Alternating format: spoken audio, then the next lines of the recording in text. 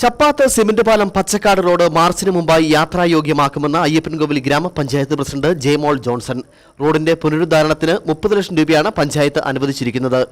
Tender നടപടികൾ പൂർത്തിയായതായും president പറഞ്ഞു.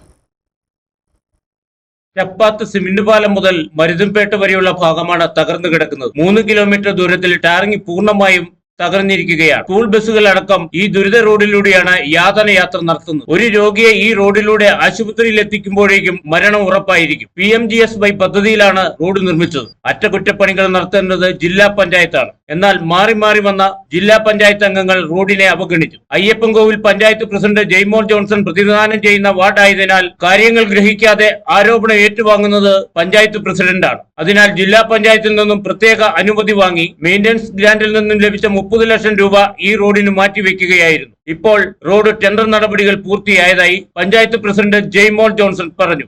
ഗ്രാമപഞ്ചായത്തിലെ ചപ്പാത്ത് സിമന്റ് പാലം മരുതുമേട്ട PMGSY റോഡ് വളരെ നാടുകളായി പൊട്ടിപ്പൊളിഞ്ഞു കിടക്കുന്ന ഒരു അവസ്ഥയായിരുന്നു. അതിന്റെ അതോറിറ്റി ജില്ലാ പഞ്ചായത്താണെങ്കിലും അവിടുത്തെ ഫണ്ടിന്റെ അപര്യാപ്തത മൂലം നമ്മൾ ഈ സാമ്പത്തിക വർഷം 24-25 സാമ്പത്തിക വർഷത്തിൽ 30 ലക്ഷം രൂപ വയ്ക്കുകയും അതിന്റെ ടെൻഡർ കുട്ടപ്പഞ്ചായത്തിന് കാഞ്ചാറ് എടുക്കുകയും ചെയ്തിട്ടുള്ളതാണ്. പദ്ധതിക്ക് DPC അംഗീകാരം നേടി തുടർ നടപടികൾ പൂർത്തിയാക്കി ഇപ്പോൾ റോഡ് ടെൻഡർ ആവുകയും ചെയ്തു. എഗ്രിമെന്റ് വെച്ച് ഇനി കരാറുകാരാണ് റോഡ് പണി പൂർത്തിയാക്കേണ്ടത്. മാർച്ചിന് മുമ്പായി പൂർത്തിയാക്കാനാണ് ലക്ഷ്യം വെക്കുന്നത്. റോഡ് ടെൻഡർ ആയതോടെ വർഷങ്ങളായുള്ള യാത്രാ ദുരിതത്തിന് പരിഹാരമാകുമെന്ന പ്രതീക്ഷയിലാണ് പ്രദേശവാസികൾ. Idukki vision news, Ayyappancoil.